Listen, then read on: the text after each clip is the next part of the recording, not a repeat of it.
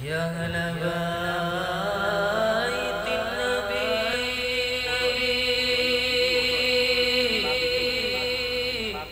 يا هلا الصفا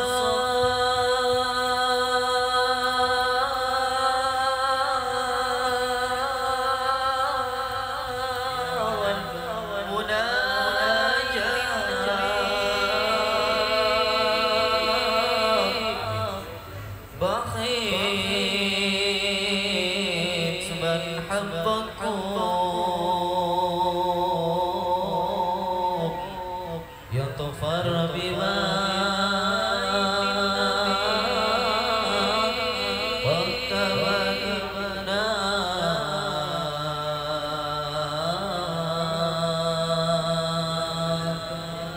في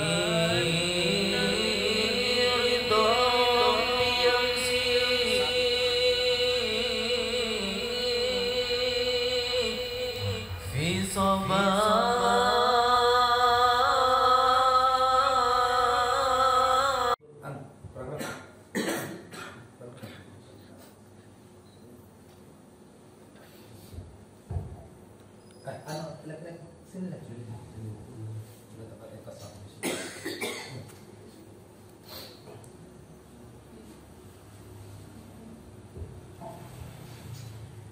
Assalamualaikum warahmatullahi wabarakatuh.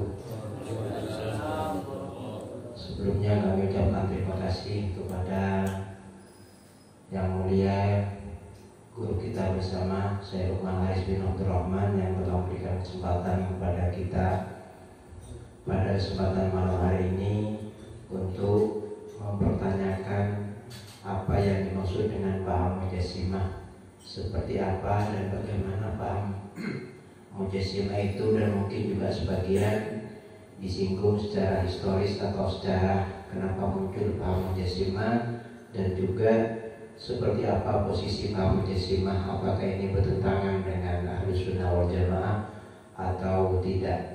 Sekian, dan atas jawabannya kami ucapkan terima kasih. Assalamualaikum warahmatullahi wabarakatuh.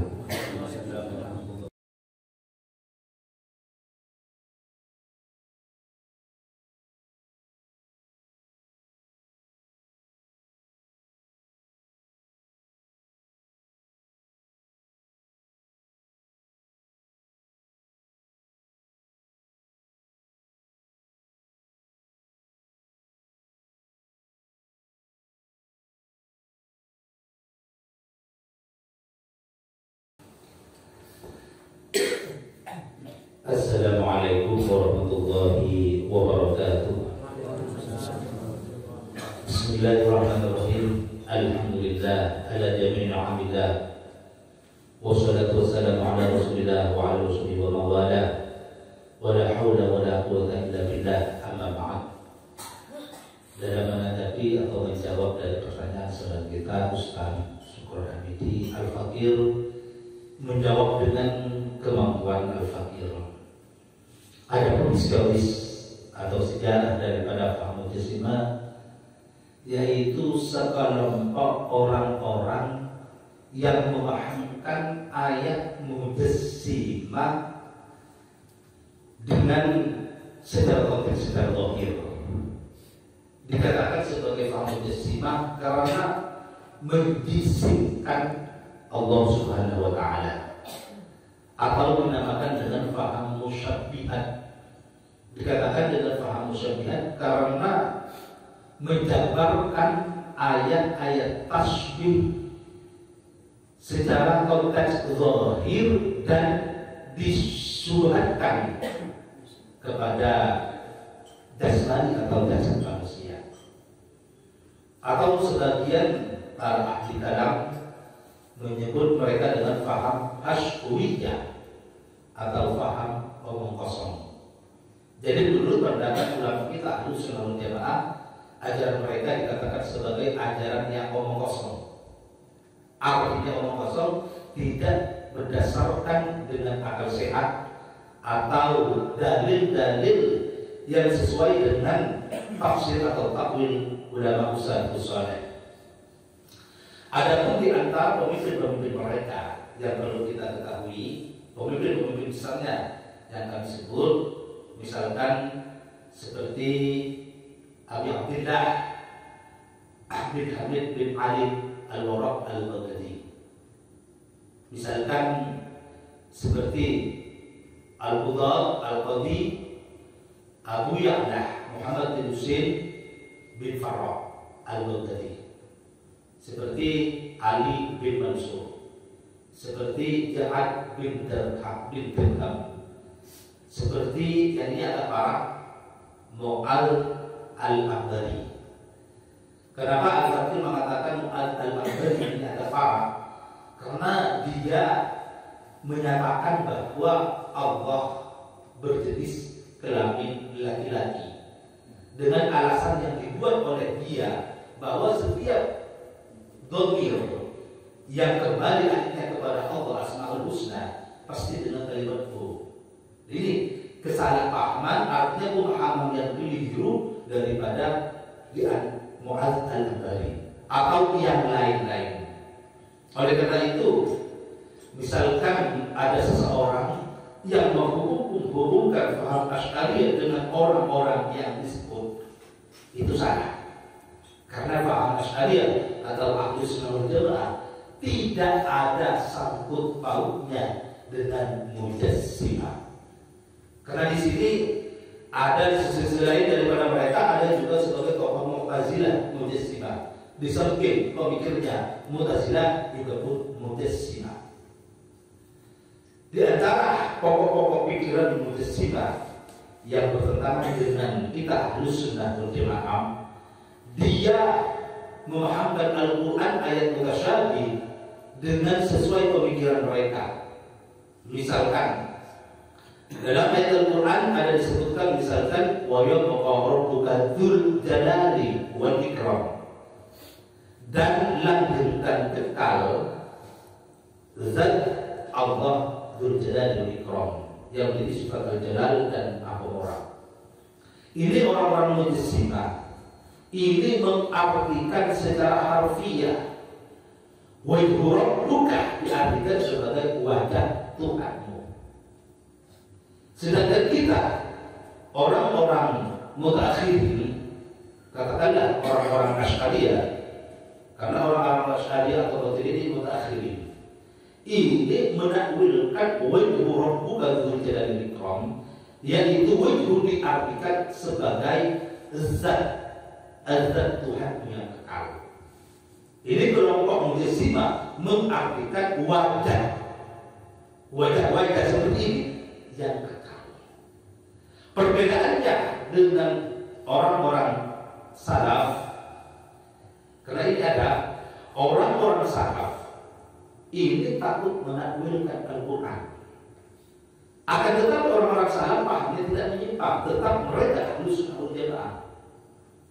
Sehingga kalau ada kalimat wajhu rabbuka dzul jalali wal ikram, orang salaf tidak mengartikan, tidak menakwilkan kepada, tetapi bima yaliqu alaihi ta'ala. Kata tersebut yang pantas menurut Allah Subhanahu wa taala. Jadi perbedaannya orang-orang salaf termasuk orang-orang Ahlus Sunnah wal Jamaah juga pun dari abad ke-1 sampai ke abad ke-3 dikatakan sebagai orang-orang salaf. Dari abad ke-3 sampai sekarang dikatakan orang khalaf terkemudian. Orang-orang salaf memang betul tidak menakwilkan, akan tetapi beliau menyerahkan takwil atau makna di ayat-ayat mutasyabih kepada Allah Subhanahu wa taala. Itu orang salaf. Tetapi akidah orang salaf itu lurus. Adapun orang-orang khalaf, katakanlah orang mutaakhirin, ini mentakwilkan sesuai dengan kaidah-kaidah Ahlus Sunnah wal Jamaah, yaitu apa? Yang pantas menurut Allah Subhanahu wa taala. Dalam Al-Quran juga pun disebut yadullahu fawqa aydihim, innal ladzina yubayyi'unaka innama yubayyi'una Allah yadullahu fawqa aydihim. Orang-orang salaf ini tidak menakwilkan tangan Allah di atas tangan mereka, diserahkan kepada Allah artinya. Jadi kalau dalam kitab tafsir, orang-orang salaf itu tidak menakwilkan apa-apa. Misalkan dia zin, langsung orang salaf ini dalam tafsirnya wadhu'ana bi muradihi. Allah yang lebih tahu tentang apa yang dikatakan oleh Allah. Alif lam mim wadhu'ana bi muradihi. Alif lam ra wadhu'ana bi muradihi. Ini orang salaf. Kalau ada ayat-ayat tasbih, ayat-ayat tasbihat, beliau orang-orang salaf bima yaliqu alaihi ta'ala. Akan tetapi orang-orang mujassimah betul tidak menakwilkan, tetapi mengartikan ayat tasbih ini sebagaimana tasyabbuh kepada jasad manusia. Yang Allah ini orang-orang salaf, orang-orang mutasyabih, orang musyabihat atau orang mujassimah mengartikan bahwa tangan Allah.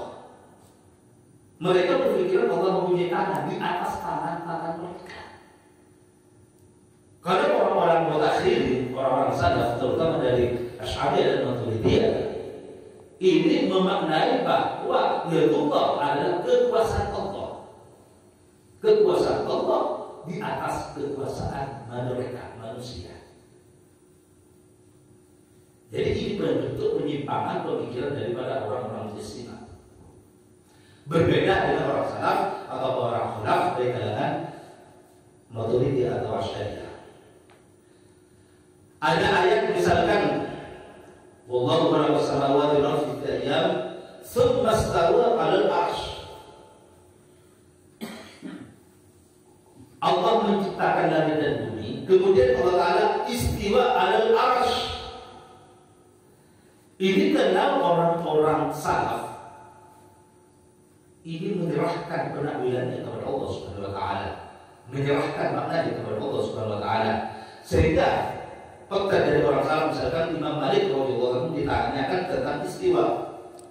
Bagaimana tentang istiwa? Al-istiwa, jawab beliau, maklum. Ayat tentang istiwa itu sudah diketahui. Wa kayfiyatuhu majhul. Bagaimana tentang istiwa? Tidak diketahui. Di luar jangkauan akal pemikiran manusia. Wa su'aluhu bid'ah. Bertanya tentang istiwa itu adalah bid'ah. Sehingga orang yang bertanya tentang istiwa kepada Imam Malik itu diusir oleh Imam Malik. Ini potret orang salaf. Tidak menakwilkan ayat mutasyabih, tetapi menyerahkan takwilnya kepada Allah bima yaliqu billahi ta'ala. Adapun kesalahan pemikiran dari orang mutasyabih dan orang mujassimah mengartikan istiwa seperti kita dulu bersila ini. Diartikan setelah Allah Ta'ala menciptakan langit dan bumi, kemudian dia bersemayam di atas aras. Ini pengertian atau pemahaman yang salah dari orang-orang mujassimah. Berdasarkan wa 'alal 'arsy istawa, Ar-Rahman 'alal 'arsy istawa, Ar-Rahman kepada aras istawa, bersemayam. Ini pengertian daripada orang-orang mujassimah. Pengertian dari kalangan ulama mutakhirin, terutama dari Asy'ari wal Maturidiyyin, istiwa ini adalah diartikan sebagai ditakwil dengan menguasai atau menguasai urusan, mengatur segala urusan. Allah Ta'ala mengatur urusannya dari arsy. Ini tidak berbenturan dengan orang-orang ahlul musyahadah wal ahlul mukasyafah. Ahlul musyahadah wa ahlul mukasyafah mengenai masalah istiwa, menurut orang-orang ahlul musyahadah ini mengatakan bahwa Allah Ar-Rahman ini Asmaul Husna. Allah Ta'ala mentajadikan sifat, mentajadikan asma Ar-Rahmannya. War-Rahmanu ablagu minar rahmah, minar rahim. Dan kalimat Ar-Rahman itu lebih luas dari kalimat Ar-Rahim. itu meletakkan menjadikan di arsy. Kenapa? Arsy adalah pusat seluruh alam semesta. Sehingga semua apa yang diciptakan Allah, baik yang di dunia ataupun yang di akhirat, semuanya kena rahmat Allah. Sesuai dengan hadis suci sabaqat rahmati ala ghadabi, telah mendahului rahmatku terhadap kemarahanku. Semuanya mendapatkan rahmat Allah Subhanahu wa taala. Ini dimaksud kalimat istawa. Akan tetapi al-fakir tidak akan panjang lebar, tetapi al-fakir akan mengulas kesalahan pemikiran dari orang Mu'tazilah yang memaknakan secara nas, secara konteks ayat Mutasyabi dengan bersemayam atau istilahnya bertempat tinggal di arsy. Terus kesalahan orang-orang Mu'tazilah di samping mengendalikan memahami kalimat istiwa, yaitu kalimat wajah, juga pun tentang dalam suatu hadis tentang Allah Ta'ala setiap sepertiga malam turun ke langit dunia untuk menanti orang-orang yang berdoa, orang beristighfar.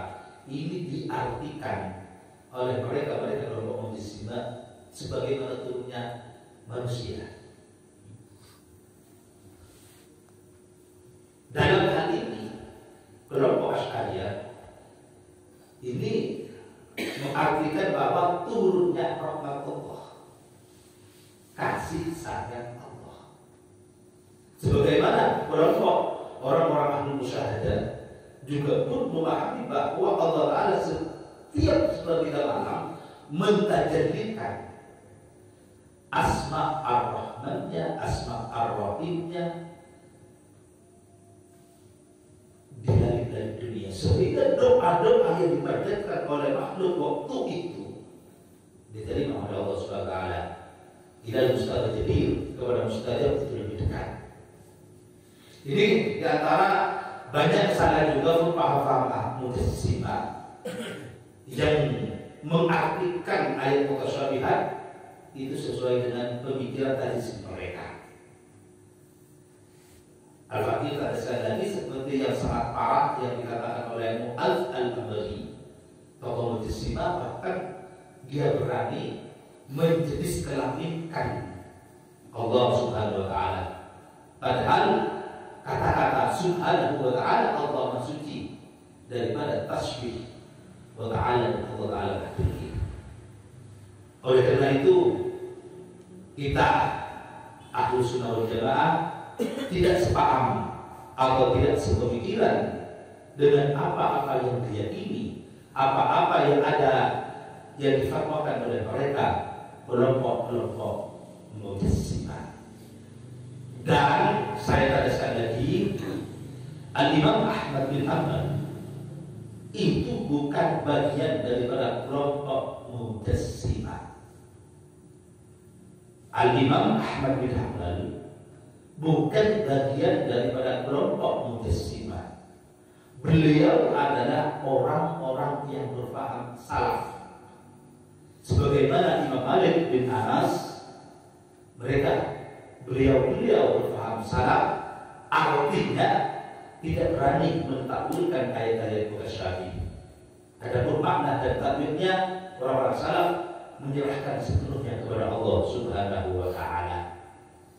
Dan kita kalau membaca kitab tafsir Jalalain yang disusun oleh Syekh Jalaluddin As-Sayuti, kemudian diteruskan oleh Syekh Jalaluddin Al-Mahdi, di ayat-ayat mutasyabi beliau berdua lebih dekat kepada pemahaman salaf.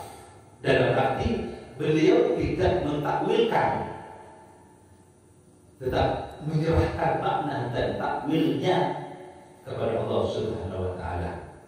Adapun kitab tafsir yang lain yang lebih tebal, yang sampai 4 jilid, 6 jilid, itu mayoritas itu ulama mutakhirin itu mentakwilkan sesuai dengan pemahaman Asy'ariyah, sesuai dengan pemahaman Maturidiyah.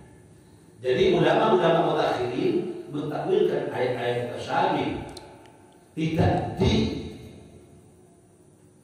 disimpan sebagaimana orang-orang mujassimah. Tetapi orang-orang mutakhirin ini itu juga pun ini betul. Karena misalkan dia tuh tidak dipanai dengan tangan, tapi dilakukan dengan kekuasaan. Wajah ditakwilkan dengan zat. Misalkan ada ayat wajah Rabbuka wal malaku saffa. Ini kalau orang mujassimah mengartikan telah datang Tuhanmu wal malaku saffa dan malaikat berbaris-baris bersop-sop. Kalau orang salaf tidak mengartikan artinya kata awal buka diserahkan kepada Allah. Mereka tidak membahas. Kalau ulama-ulama mutakhirin dari Asy'ariyah wal Maturidiyah, beliau radhiyallahu ta'ala anhum mentakwilkan wa ja'a amru rabbuka wal malaku saffa.